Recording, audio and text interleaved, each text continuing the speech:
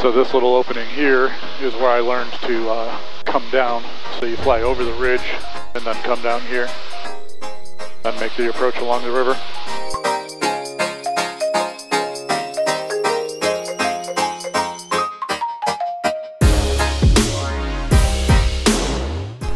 Wilson Bar traffic, 110 mile, 3.5 miles, landing Wilson Bar.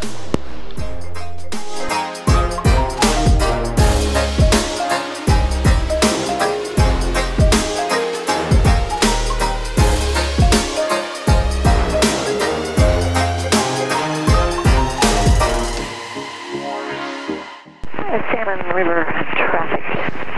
Super Cup 41 Lima is descending into the main salmon. We're approximately 6-7 miles north of Wilson Bar, going downstream for Wilson Bar. We'll be landing, looking for traffic.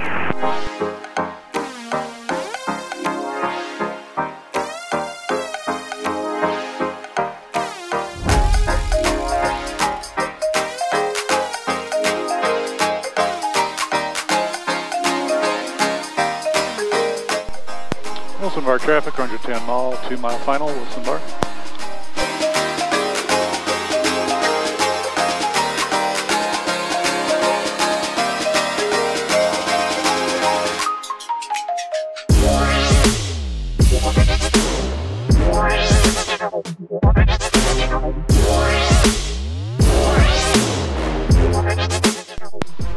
And Wilson Bar traffic, 110 mile, short final.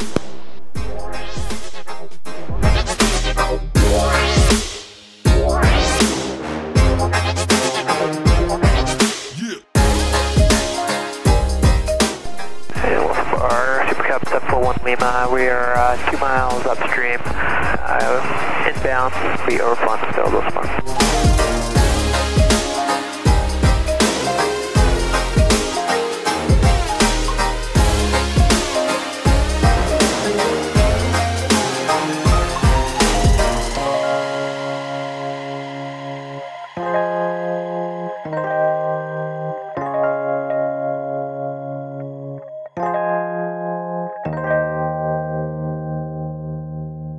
The Cub at Wilson Bar still on frequency? Yeah, we're still up. Me. Okay, we're clear of the active. And in a hole. So this just happened. When I was taxiing, it looked like there was a couple rocks there. The lip of the hole was hard to see from the cockpit. And now we're in it. So now we get to figure out how to get out of it. I think we'll do it. There's a couple other planes here, so I went up and talked with them and asked if maybe they had a jack or something, because that would have been easy. We could jack up the plane, put some more rocks underneath that wheel, and then push it out or taxi it out. They didn't have one. They did have a shovel though, so I think the plan is going to be to dig a ramp out of the hole. And what I'm trying to decide now is whether to do it backward or forward. If you do it backward, it's obvious that the soil is just sand. If I do it forward, then might be able to taxi out under my own power.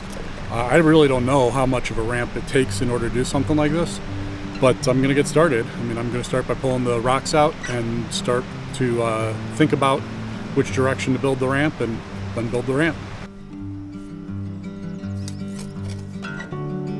Okay, so here we go. We're going to give it a try. We've got the ditch dug, and hopefully that'll be enough.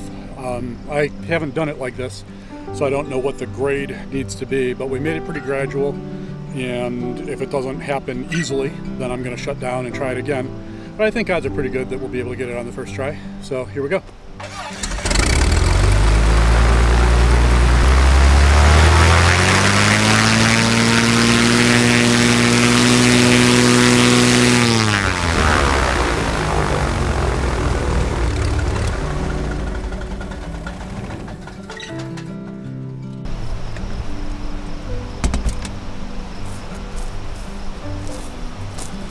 Okay, so the slope is okay for sure. The problem is that the plane wants to go straight and to the left a little bit, and the ditch is going straight and maybe even a little bit to the right. So we'll widen it out, and I think we'll be good on the second try. Okay, here we go. Second time's a charm.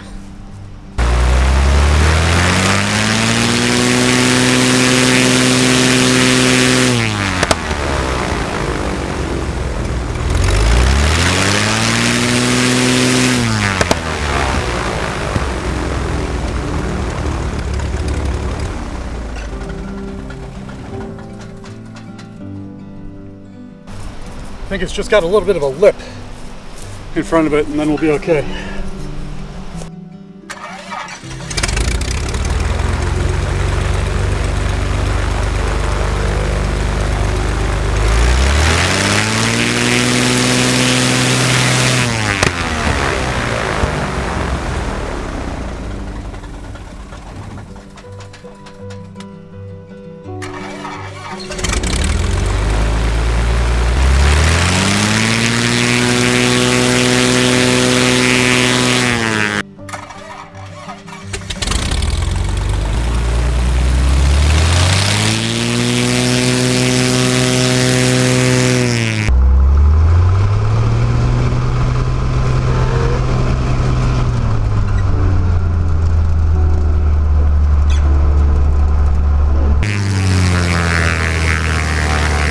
Okay, it took 6 tries, maybe 7, but we got her out. So now what we have to do is put this back better than we found it. So I'm gonna get a bunch of small rock and mix that with the sand, and then I'm gonna put some larger rocks over the top to hopefully discourage the animals from digging it back up again.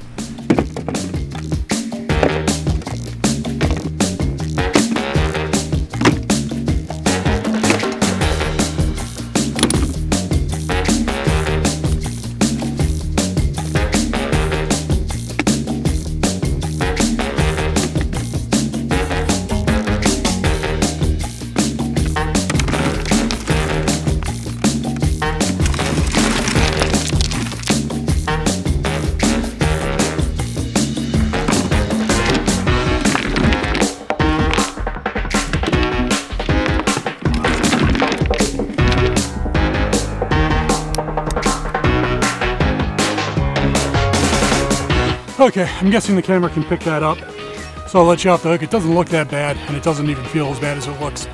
I got a scrape on my wrist when I was down in Mexico fixing my car, and I just picked the scab off, picking the bucket off. So that's all that is.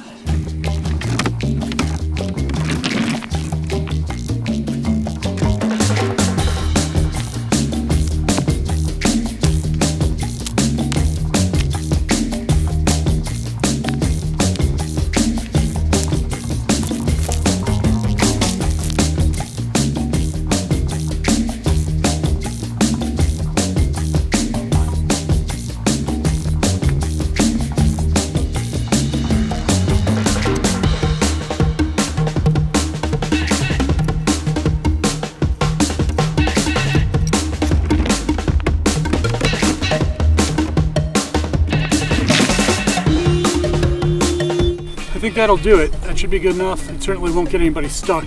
It'll probably settle a little bit, so if I can find some more sand, I'll add some more to the top, and then as the sand settles between the rocks, it'll be okay. While I was doing that, I did find these. A little bit of brass.